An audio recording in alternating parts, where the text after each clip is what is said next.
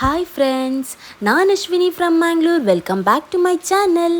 Friends, ನಾನಿವತ್ತು ಒಂದು ಬೆಳಿಗ್ಗೆಯ ಉಪಹಾರಕ್ಕೆ ಆರೋಗ್ಯಕರವಾದ ತಿಂಡಿಯನ್ನು ಯಾವ ರೀತಿ ಮಾಡೋದು ಅಂತ ತೋರಿಸ್ತಾ ಇದ್ದೇನೆ. ಅದು ಕೂಡ ಇದನ್ನು ನಾನು ಅಂಗನವಾಡಿಯಲ್ಲಿ ಸಿಗುವಂತಹ ಪುಷ್ಟಿ ಪೌಡರ್ನಿಂದ ಮಾಡಿರುವಂತಹದ್ದು. ಯಾರು ಕೂಡ ಇದು ಪುಷ್ಟಿ ಪೌಡರ್ನಿಂದ ಮಾಡಿದಂತ ನಂಬಲಿಕ್ಕೆ ಸಾಧ್ಯನೇ ಇಲ್ಲ, ಯಾಕಂದರೆ ಅಷ್ಟೊಂದು ಟೇಸ್ಟಿಯಾಗಿ ಬರ್ತದೆ.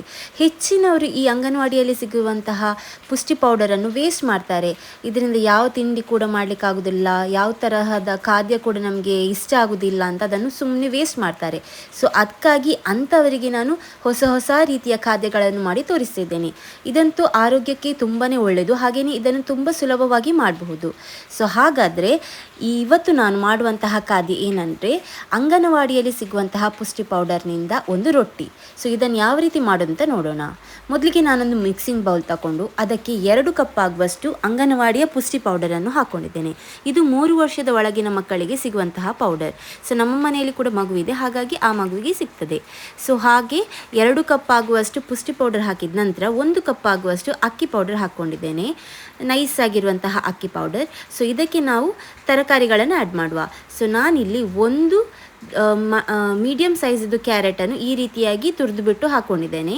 ನಂತರ ಒಂದು ಹಸಿರು ಕಾಯಿಮೆಣಸು ನಿಮಗೆ ಖಾರಕ್ಕೆ ತಕ್ಕ ಅಷ್ಟು ಹಾಕ್ಕೊಳ್ಬೋದು. ಹಾಗೆಯೇ ಈರುಳ್ಳಿ, ಒಂದು ಸಣ್ಣ ಸೈಜ್ದು ಈರುಳ್ಳಿಯನ್ನು ಈ ರೀತಿ ಸಣ್ಣದಾಗಿ ಕಟ್ ಮಾಡಿ ಹಾಕ್ಕೊಂಡಿದ್ದೇನೆ. ಈರುಳ್ಳಿ ಹಾಕ್ಕೊಳ್ಳೋದ್ರಿಂದ ತುಂಬ ಟೇಸ್ಟಿಯಾಗಿ ಬರ್ತದೆ. ಸೊ ಇದರೊಟ್ಟಿಗೆ ನೀವು ಕುಕ್ಕುಂಬರ್ ಅಥವಾ ನಿಮ್ಮ ಇಷ್ಟದ ತರಕಾರಿಗಳನ್ನು ಸೇರಿಸಬಹುದು. ಸೊ ಹಾಗೆಯೇ ಕೊತ್ತಂಬರಿ ಸೊಪ್ಪು ಹಾಕ್ಕೊಂಡಿದ್ದೇನೆ, ಅದನ್ನು ಕೂಡ ಸಣ್ಣದಾಗಿ ಕಟ್ ಮಾಡಿ ಹಾಕ್ಕೊಂಡಿದ್ದೇನೆ. ನೀವು ಬೇಕಾದ್ರೆ ಸಬ್ಬಸಿಗೆ ಸೊಪ್ಪು ಬರ್ತದಲ್ಲ, ಸಬ್ಬಸಿಗೆ ಸೊಪ್ಪು, ಅದನ್ನು ಕೂಡ ಹಾಕ್ಕೊಳ್ಬಹುದು. ಈಗ ನಾನು ರುಚಿಗೆ ತಕ್ಕಷ್ಟು ಉಪ್ಪು ಹಾಕಿಬಿಟ್ಟು ಚೆನ್ನಾಗಿ ಮಿಕ್ಸ್ ಮಾಡ್ತಾ ಇದ್ದೇನೆ. ಮೊದಲಿಗೆ ನೀರು ಹಾಕೋ ಅವಶ್ಯಕತೆ ಇಲ್ಲ, ಯಾಕಂದರೆ ಈ ಕ್ಯಾರೆಟ್ ಈರುಳ್ಳಿಯಲ್ಲೆಲ್ಲ ನೀರು ಇರ್ತದಲ್ಲ, ಈರುಳ್ಳಿ ಕೂಡ ನೀರು ಬಿಟ್ಕೊಳ್ತದೆ. ಹಾಗಾಗಿ ಒಮ್ಮೆಲೆ ನೀರು ಹಾಕೋದು ಬೇಡ. ಮೊದಲಿಗೆ ಫಸ್ಟ್ ಕರೆಕ್ಟಾಗಿ ಮಿಕ್ಸ್ ಮಾಡಿ, ಸೊ ಮಿಕ್ಸ್ ಮಾಡಿದ ನಂತರ ನೀರು ಹಾಕಲಿಕ್ಕೆ ಸ್ಟಾರ್ಟ್ ಆಗಬೇಕು. ಇದು ಯಾವ ರೀತಿ ನೀವು ಮಿಕ್ಸ್ ಮಾಡಬೇಕಂದ್ರೆ, ಮಾಮೂಲಿ ನೀವು ಅಕ್ಕಿ ರೊಟ್ಟಿ ಮಾಡ್ತೀರಲ್ಲ, ಸೊ ಅದೇ ಥರ ಆಗಬೇಕು. ಸೊ ಸ್ವಲ್ಪ ಸಾಫ್ಟ್ ಇದ್ದರೂ ಕೂಡ ಪರವಾಗಿಲ್ಲ. ಚಪಾತಿ ಹಿಟ್ಟಿಗೆ ನೀವು ಯಾವ ರೀತಿ ಕಲಿಸ್ತೀರಿ ನೋಡಿ, ಅದಕ್ಕಿಂತ ಸ್ವಲ್ಪ ಸಾಫ್ಟ್ ಆಗಿರಬೇಕು. ಈಗ ನೋಡಿ, ನಾನು ನೀರು ಹಾಕ್ಕೊಂಡಿದ್ದೇನೆ. ಇದು ಬಿಸಿ ನೀರೇನಲ್ಲ, ನಾರ್ಮಲ್ ವಾಟರೇ, ವಾರ್ಮ್ ವಾಟರೇ. ಸೊ ಅದನ್ನು ಸ್ವಲ್ಪ ಸ್ವಲ್ಪ ಹಾಕ್ಕೊಳ್ಬೇಕು. ನಿಮಗೆ ಬೇಕಾದ್ರೆ ಬಿಸಿ ನೀರು ಕೂಡ ಹಾಕ್ಕೊಳ್ಬಹುದು, ಅಂದರೆ ಉಗುರು ಬೆಚ್ಚಗಿನ ನೀರು ಕೂಡ ಹಾಕ್ಕೊಳ್ಬಹುದು. ಅದರಿಂದ ಕೂಡ ಈ ರೊಟ್ಟಿ ಸ್ವಲ್ಪ ಸಾಫ್ಟಾಗಿ ಬರ್ತದೆ. ತೊಂದರೆ ಇಲ್ಲ, ಬಿಸಿ ನೀರೇ ಹಾಕ್ಕೊಳ್ಬೇಕು ಅಂತ ಕೂಡ ಇಲ್ಲ. ನಾನಂತೂ ತಣ್ಣೀರೇ ಹಾಕ್ಕೊಂಡಿದ್ದೇನೆ. ಆದರೆ ಒಮ್ಮೆಲೆ ಹಾಕ್ಕೊಳ್ಳೋದು ಬೇಡ, ಸ್ವಲ್ಪ ಸ್ವಲ್ಪ ನೋಡ್ತಾ ನೋಡ್ತಾ ಹಾಕ್ಕೊಳ್ಬೇಕಾಗ್ತದೆ. ನಾನು ಯಾವ ರೀತಿ ಮಿಕ್ಸ್ ಮಾಡ್ತಾ ಇದ್ದೇನೆ ನೋಡಿ, ಈ ರೀತಿಯಾಗಿ ಮಿಕ್ಸ್ ಮಾಡಬೇಕು. ಕೆಲವರು ಹೇಳ್ತಾರೆ ಈ ರೊಟ್ಟಿ ಮಾಡುವಾಗ ಕರೆಕ್ಟಾಗಿ ಶೇಪ್ ಬರೋದಿಲ್ಲ ಅಂತ. ಆದರೆ ಕರೆಕ್ಟಾಗಿ ನೋಡಿ ಎಷ್ಟು ಚೆನ್ನಾಗಿ ಶೇಪ್ ಬಂದಿದೆ ಅಂತ. ನೋಡಿ, ಒಂದು ಉಂಡೆ ಕಟ್ಟಲಿಕ್ಕೆ ಆಗಬೇಕು, ಈ ರೀತಿಯಾಗಿ ಆಗಬೇಕು. ನೋಡಿ, ಹೀಗೆ ನಾವು ಈ ರೀತಿಯಾಗಿ ಸ್ವಲ್ಪ ಪ್ರಮಾಣದಲ್ಲಿ ಹಿಟ್ಟು ತಗೊಳ್ಳುವಾಗ ಉಂಡೆ ಕಟ್ಟಲಿಕ್ಕೆ ಕರೆಕ್ಟಾಗಿ ಬರಬೇಕು. ಸೊ ಇದಾದ ನಂತರ 1-2 ಸ್ಪೂನ್ ಆಗುವಷ್ಟು ಎಣ್ಣೆ ಹಾಕ್ಕೊಂಡಿದ್ದೇನೆ. ಸನ್ಫ್ಲವರ್ ಆಯಿಲ್ ಯೂಸ್ ಮಾಡಿದ್ದೇನೆ ನಾನು. ಎಣ್ಣೆ ಹಾಕಿದ ನಂತರ ಚೆನ್ನಾಗಿ ಒಮ್ಮೆ ಮಿಕ್ಸ್ ಮಾಡಬೇಕು. ಅಂದರೆ ಈ ಹಿಟ್ಟು ಸ್ವಲ್ಪ ಮಾಯ್ಶ್ಚರ್ ಆಗಿರಬೇಕು, ಅಂದರೆ ತೇವಾಂಶ ಭರಿತವಾಗಿದ್ದರೆ ಕರೆಕ್ಟಾಗಿ ಬರ್ತದೆ, ಬಿರುಕು ಬೀಳುವುದಿಲ್ಲ. ನಾವು ಮಾಡಿದಂತಹ ರೊಟ್ಟಿ ಬ್ರೇಕ್ ಆಗೋದಿಲ್ಲ, ಚೂರು ಚೂರು ಆಗೋದಿಲ್ಲ. ಅದಕ್ಕೋಸ್ಕರ ಇದೊಂದು ಟಿಪ್ಸ್ ಅಂತಲೇ ಹೇಳಬಹುದು. ನೋಡಿ, ಈಗ ಕೈಗೆಲ್ಲ ಏನು ಅಂಟುವುದಿಲ್ಲ, ಕರೆಕ್ಟಾಗಿ ಚೆನ್ನಾಗಿ ಬಂದಿದೆ. ಸೊ ಇದನ್ನು ರೆಸ್ಟ್ ಮಾಡಬೇಕು ಅಂತ ಏನಿಲ್ಲ, ಮಾಡಿದ ತಕ್ಷಣ ನೀವು ರೆಡಿ ಮಾಡಬಹುದು. ಇನ್ನು ಯಾವ ರೀತಿ ರೊಟ್ಟಿ ತಟ್ಟುವುದು ಅಂತ ತೋರಿಸ್ತಿದ್ದೇನೆ. ಈ ರೀತಿಯಾಗಿರುವಂತಹ ಎಣ್ಣೆಯ ಕಾಗದ ತಗೊಂಡಿದ್ದೇನೆ. ನೀವು ಬೇಕಾದ್ರೆ ಬಟರ್ ಪೇಪರ್ ಯೂಸ್ ಮಾಡಬಹುದು, ಅಥವಾ ಬಾಳೆ ಎಲೆಯಲ್ಲಿ ಕೂಡ ಮಾಡಬಹುದು. ನಾನು ಎಣ್ಣೆಯ ಪ್ಲಾಸ್ಟಿಕ್ ಕವರ್ ಉಂಟಲ್ಲ, ಅದರಲ್ಲಿ ಯೂಸ್ ಮಾಡಿದ್ದೇನೆ. ಸೊ ಇದರಲ್ಲಿ ಯೂಸ್ ಮಾಡ್ಬೋದು, ಸೇಫ್. ಯಾಕಂದರೆ ಇದನ್ನು ನಾವು ಕೈಗೆ ಟ್ರಾನ್ಸ್ಫರ್ ಮಾಡಿ ನಂತರ ನಾವು ಕೈಯಿಂದ ನಾವು ಹಾಕ್ಕೊಳ್ಳುವಂತಹದ್ದು ಕಾವಲಿಗೆ. ಹಾಗಾಗಿ ನೋಡಿ ಯಾವ ರೀತಿ ಶೇಪ್ ಮಾಡ್ತೇನೆ ನೋಡಿ. ತುಂಬ ತೆಳ್ಳಗೆ ಮಾಡಿದರೆ ಪುಡಿ ಪುಡಿ ಆಗ್ತದೆ, ಹಾಗೆಯೇ ತುಂಬ ದಪ್ಪ ಮಾಡಿದರೆ ಬೇಯಲಿಕ್ಕೂ ಕೂಡ ತುಂಬ ಲೇಟ್ ಆಗ್ತದೆ. ಅದಕ್ಕೋಸ್ಕರ ಮೀಡಿಯಮ್ ಸೈಜಲ್ಲಿ ಮಾಡಬೇಕು ನೀವು. ನಿಮಗೆ ಬೇಕಾದ್ರೆ ಸ್ವಲ್ಪ ದೊಡ್ಡ ಸೈಜ್ನಲ್ಲಿ ಕೂಡ ಮಾಡಬಹುದು, ಬಟ್ ಈ ನಾನು ಮಾಡುವಂತಹ ಸೈಜ್ ಕರೆಕ್ಟ್ ಆಗಿರ್ತದೆ. ಸೊ ಈ ರೀತಿ ಮಾಡೋದ್ರಿಂದ ತುಂಬ ಇದು ಚೂರಾಗೋದಿಲ್ಲ, ಕರೆಕ್ಟಾಗಿ ಬರ್ತದೆ. ನೋಡಿ ಎಷ್ಟು ಈಸಿಲಿ ತೆಗಿಲಿಕ್ಕೆ ಬರ್ತದೆ ಅಂತ. ಬೇಕಾದ್ರೆ ನಿಮ್ಮ ಕೈಗೆ ಸ್ವಲ್ಪ ತೇವಾಂಶ ಮಾಡ್ಬೋದು, ಅಂದರೆ ಎಣ್ಣೆ ಸವರಿ ಬಿಟ್ಟು ಇದನ್ನು ಮಾಡಬಹುದು. ತುಂಬ ಸಿಂಪಲ್. ಒಂದು ಉಂಡೆ ಗಾತ್ರದಲ್ಲಿ ಹಿಟ್ಟನ್ನು ತಗೊಳ್ಬಿಟ್ಟು ಚೆನ್ನಾಗಿ ಒಮ್ಮೆ ಉಂಡೆ ಗಾತ್ರಕ್ಕೆ ಮಾಡಿಬಿಟ್ಟು ಈ ರೀತಿ ಕೈಯಲ್ಲಿ ತಟ್ಟುದು. ನೀವು ಮಾಮೂಲಿಯಾಗಿ ಅಕ್ಕಿ ರೊಟ್ಟಿ ಎಲ್ಲ ಯಾವ ರೀತಿ ತಟ್ತೀರಿ ನೋಡಿ ಅದೇ ರೀತಿ. ಅಥವಾ ನಿಮಗೆ ಹೀಗೆ ಮಾಡಲಿಕ್ಕೆ ಕಷ್ಟ ಆದರೆ ಈ ಎಣ್ಣೆಯ ಪ್ಲಾಸ್ಟಿಕ್ ಕವರ್ ಉಂಟಲ್ಲ ಅದನ್ನು ಒಂದು ಸೈಡಿಂದ ಮುಚ್ಚಿಬಿಟ್ಟು ಲಟ್ಟಣಿಗೆ ಸಹಾಯದಿಂದ ಲಟ್ಟಿಸಿ ಕೂಡ ಮಾಡಬಹುದು. ಎಣ್ಣೆಯ ಪ್ಲಾಸ್ಟಿಕ್ ಕವರ್ ಆಗಿರೋದ್ರಿಂದ ಏನು ಅಂದ್ಕೊಳ್ಳೋದಿಲ್ಲ. ಅಥವಾ ನೀವು ಲಟ್ಟಣಿಗೆಗೆ ಸ್ವಲ್ಪ ಎಣ್ಣೆ ಸವರ್ಬಿಟ್ಟು ಕೂಡ ಲಟ್ಟಿಸಬಹುದು. ಬಟ್ ಇದು ತುಂಬ ಈಸಿ ಮೆಥಡ್, ಹಾಗಾಗಿ ನಿಮಗೆ ಈಸಿ ಮೆಥಡಲ್ಲೇ ನಾನು ತೋರಿಸ್ತಾ ಇದ್ದೇನೆ.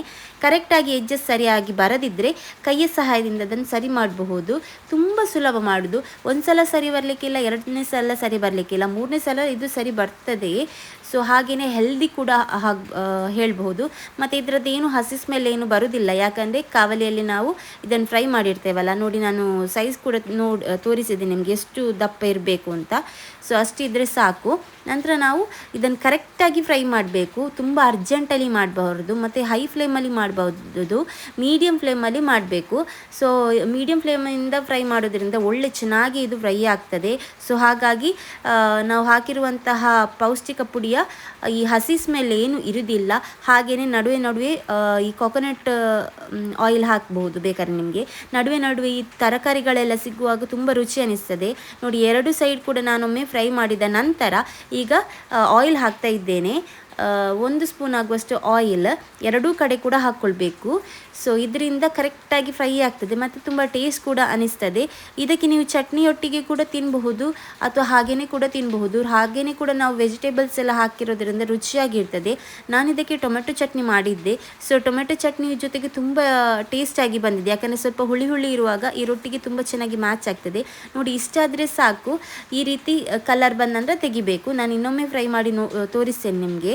ಒಂದು ವೇಳೆ ಹಾಕುವಾಗ ಈ ರೀತಿ ಬ್ರೇಕ್ಸ್ ಆದರೂ ಕೂಡ ತೊಂದರೆ ಇಲ್ಲ, ಕೈಯ ಸಹಾಯದಿಂದ ನೀವು ಅದನ್ನು ಸರಿ ಮಾಡಬಹುದು. ಹಾಗೆಯೇ ಹೀಗೆ ಹಾಕಿದ ನಂತರ ಈ ಸ್ಪೂನಿನ ಸಹಾಯದಿಂದ ಈ ರೀತಿಯಾಗಿ ಮಾಡಿದರೆ ಕರೆಕ್ಟಾಗಿ ಕುಕ್ ಆಗ್ತದೆ ಎರಡು ಸೈಡ್ ಕೂಡ, ಅಂದರೆ ಬೇಗ ಬೇಯ್ತದೆ. ಸೊ ಹಾಗಾಗಿ ನೋಡಿ, ಇಷ್ಟು ಕಲರ್ ಬಂದಂತ ತೆಗಿಬೇಕು. ನಾನು ಎಣ್ಣೆ ಕೂಡ ಹಾಕ್ಕೊಂಡಿದ್ದೇನೆ, ಎಣ್ಣೆ ಹಾಕಿ ಚೆನ್ನಾಗಿ ಫ್ರೈ ಮಾಡಿದ್ದೇನೆ. ಎಷ್ಟು ಚೆನ್ನಾಗಿ ಎಷ್ಟು ಈಸಿಯಾಗಿ ಬಂದಿದೆ ನೋಡಿ. ಸೊ ಖಂಡಿತ ಇದನ್ನು ನೀವು ಮನೆಯಲ್ಲಿ ಟ್ರೈ ಮಾಡಿ. ಒಂದು ಆರೋಗ್ಯಕರ ಬೆಳಗಿನ ಬ್ರೇಕ್ಫಾಸ್ಟ್ ಅಂತ ಸಹ ಹೇಳಬಹುದು. ಹಾಗೆಯೇ ಇದನ್ನು ನೀವು ಬೇಕಾದ್ರೆ ಈವ್ನಿಂಗ್ ಸ್ನ್ಯಾಕ್ಸ್ ಆಗಿ ಕೂಡ ಕೊಡಬಹುದು. ಇದನ್ನು ಬಿಸಿ ಬಿಸಿಯಾಗಿ ತಿನ್ನಬೇಕು. ಬಿಸಿ ಬಿಸಿಯಾಗಿ ತಿನ್ನೋದ್ರಿಂದ ಟೇಸ್ಟ್ ಇನ್ನೂ ಚೆನ್ನಾಗಿರ್ತದೆ. ನಾನು ನೋಡಿ ಇದನ್ನು ಟೊಮೆಟೊ ಚಟ್ನಿ ಜೊತೆಗೆ ಸರ್ವ್ ಮಾಡಿದ್ದೇನೆ. ನೀವು ಕೊಬ್ಬರಿ ಚಟ್ನಿ ಯಾವುದು ಕೂಡ ಮಾಡಬಹುದು. ಸೊ ಹಾಗೆಯೇ ಒಮ್ಮೆ ಟ್ರೈ ಮಾಡಿ ಕಮೆಂಟ್ಸಲ್ಲಿ ತಿಳಿಸಿ ಹೇಳಿ. ಸುಮ್ಮನೆ ಅಂಗನವಾಡಿ ಸಿಗುವಂತಹ ಪೌಡರನ್ನು ವೇಸ್ಟ್ ಮಾಡಬೇಡಿ. ನಾನು ಇನ್ನೂ ಇದಲ್ಲದೆ ಬೇರೆ ಬೇರೆ ಖಾದ್ಯಗಳನ್ನು ಹಾಕಿದ್ದೇನೆ. ಸೊ ಅದನ್ನು ಕೂಡ ನಾನು ಡಿಸ್ಕ್ರಿಪ್ಷನಲ್ಲಿ ಲಿಂಕ್ ಹಾಕ್ತೇನೆ. ಯಾರೆಲ್ಲ ಇನ್ನೂ ನೋಡಲಿಲ್ಲ ಅವರೆಲ್ಲ ನೋಡಿ. ಸೊ ವಿಡಿಯೋನ ಎಲ್ಲೂ ಸ್ಕಿಪ್ ಮಾಡಿದೆ, ಕಂಪ್ಲೀಟಾಗಿ ನೋಡಿ. ಇದರಿಂದ ನಿಮಗೆ ಕೂಡ ಕರೆಕ್ಟಾಗಿ ಹೇಗೆ ಮಾಡೋದು ಅಂತ ಗೊತ್ತಾಗ್ತದೆ. ಸೊ ವಿಡಿಯೋ ನೋಡಿದ್ದಕ್ಕೆ ಥ್ಯಾಂಕ್ ಯು ಸೋ ಮಚ್. ಇನ್ನೊಮ್ಮೆ ಮತ್ತೊಂದು ಹೊಸ ವಿಡಿಯೋ ಜೊತೆ ಹೊಸ ರೆಸಿಪಿ ಜೊತೆ ನಿಮ್ಮನ್ನು ಭೇಟಿ ಆಗ್ತೀನಿ. ಅಲ್ಲಿ ತನಕ ಥ್ಯಾಂಕ್ ಯು ಸೋ ಮಚ್.